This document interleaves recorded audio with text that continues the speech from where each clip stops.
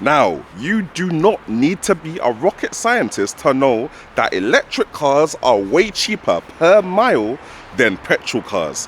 However, that is offset by the fact that electric cars always tend to be way more pricier than their petrol car equivalent. So people usually go on the financing thing, and when you go to the dealership, they're like, yeah, get PCP, get HP, buy it in cash, do personal contract hire. Fam, these are all just words, fam, and it's bare confusing. And at the end of the day, you're signing a contract, fam, so you better know what you're signing up to, and that's what man's trying to explain to you. So let's get into it.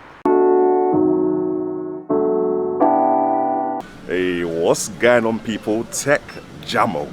So today we're doing an educational thing, looking at what's the best way to finance your car, whether it's going to be cash, PCP, hire purchase, or lease plan. But before I go any further and talk about all that madness, let's have a quick word from the sponsor. Now, for those of you that don't know, Hot UK Deals is the UK's biggest deal sharing community where over 1.8 million users find, rate and share the best deals from online and in-store. Each deal even has its own temperature gauge, and members can vote on how hot they think each deal is, so that when you log online, you can see at a glance which deals are worth it and which deals just really ain't. You can find the latest deals on graphics cards and PS5s, and even discount codes for your favorite retailers. Find out more in the link in the description section below. Alright, so it all starts off when you go to the dealership, you find the car that you love, you give it a little test drive, and you know you like it, fam. So now you gotta go back to the dealership and start talking numbers and figures with them, and this is where it tends to get peak. Let's be honest, it's an electric car, so they're gonna tell you something that's way over 20k, probably way over 30k, and you're probably thinking to yourself, rah, man does not have 30k or 20k disposable to drop on a car. And even if I did, do you really want to drop 30k on a car for it to now be worth 20k as soon as you drive it from here to there, fam? Let's start off with PCP, personal contract purchase. Personal, I'll put whatever it stands for in the description section below. But basically, my cable is mashed up. What is wrong with this cable? So basically, what happens is you drop your deposit, maybe 5k, 10, this didn't shut properly, did it? And then you agree on a yearly amount of miles that you're gonna do throughout the contract of the PCP. The higher amount of miles you do, the more expensive those monthly payments are gonna be. And then at the end, when the contract is done, you've now got a balloon payment, which is the rest of the value of the car. And you gotta think to yourself, do you have the money in 3 years' time to pay off that balloon payment? Or are you gonna trade in the car, get something else, or simply give the car back? Now, there's advantages and disadvantages, as there is with everything. Now, with the PCP in particular, your advantages are that you can get out of it anytime you want to. So if you think, do you know what, this car is just long, you can talk to your dealership and they can pay you out, or you can buy yourself out of that contract kind of thing. Secondly, one of the advantages of the PCP is that you're protected from car depreciation. So if your car loses value during the contract, you can just give it back. You can trade it for a new one, or like I said, you can buy it yourself out. However, with the PCP, there's also things that you want to be aware of. For example, can you even afford the balloon payment at the end? Like the balloon payment I've got for my Honda E is 11k. Where? 11k where? Secondly, if you're thinking about giving the car back after you're finished with it and you're all good to let it go, you have to be aware of the excess wear and tear that the dealership might charge you for. Any scuffed rims, any dents, anything like that, they're gonna charge you for that, because now the car is worth less than they had originally planned, and that's not good for anyone.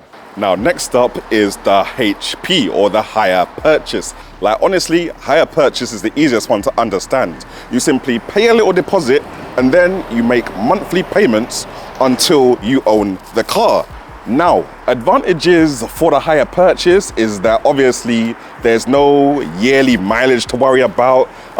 There's no worrying about the condition of your rims, because no matter how much you scratch your rims, it don't matter. They are your rims. Nobody can tell you what to do with them. If you want to go and scratch them on the curbs, do what you need to do. Now, the only issues with the hire purchase is that you are not protected from car depreciation. So let's say you've paid for the car for 3 years now, and now on the 4th year, you've got 15K left to pay on the car, but the car is only worth 7K. It's peak for you because you still contracted into paying that 15K, even though the car is worth less, and you cannot stop it. That's it. You're in for the long run. You need to pay for that car. And on top of that, you've got to remember that the hire purchase monthly payments are usually way more than the equivalent PCP payments. Oh, this is getting everywhere.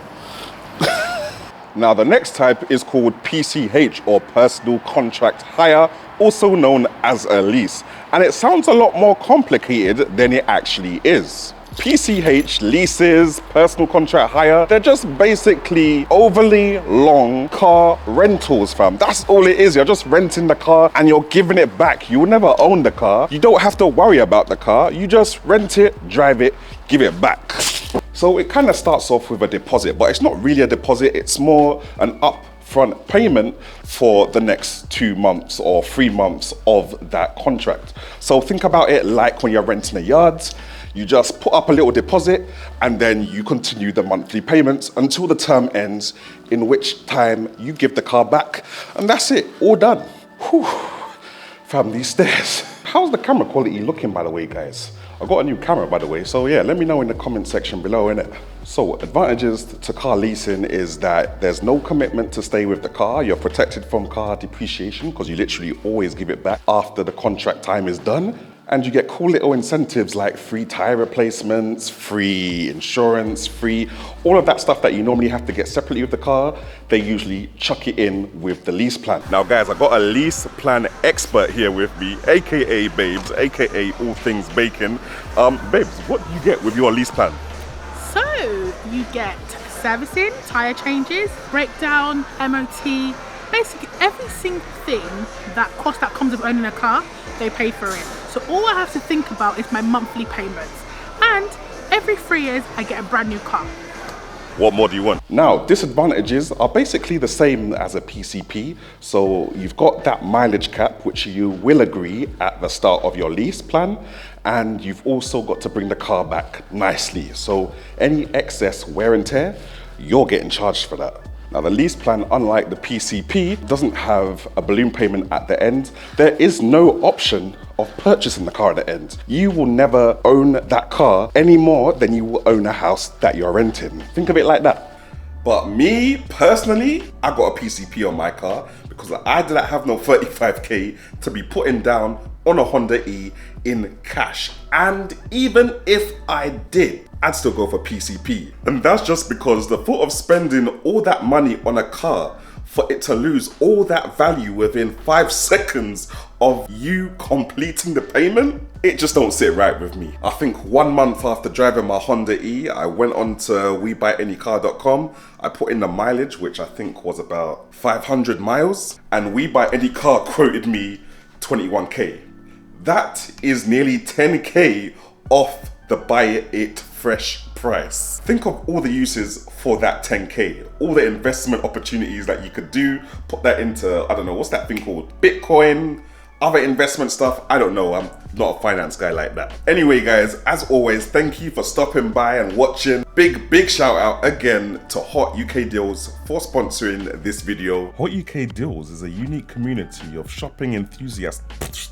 That don't even sound like me, fam. Hear what I'm saying, yeah? I told you already. Hot UK Deals are the plugs for the best deals in the UK. People are literally sharing the best deals as they drop, fam. Imagine you could even set alerts for deals that you're looking for. So say you're looking for PS5s and graphics cards, set that alert for that GTX 3080 and you're good to go, fam. They've even got a buyer's guide section which covers a whole range of topics if you're trying to do some research on something you're trying to get, from electric cars, saving money on train tickets, and trying to find out which iPhone is best for you. I've even had the opportunity to write some of these buyer's guides myself, and you can find all that and more at the links in the description section below. I will catch you guys in the next one.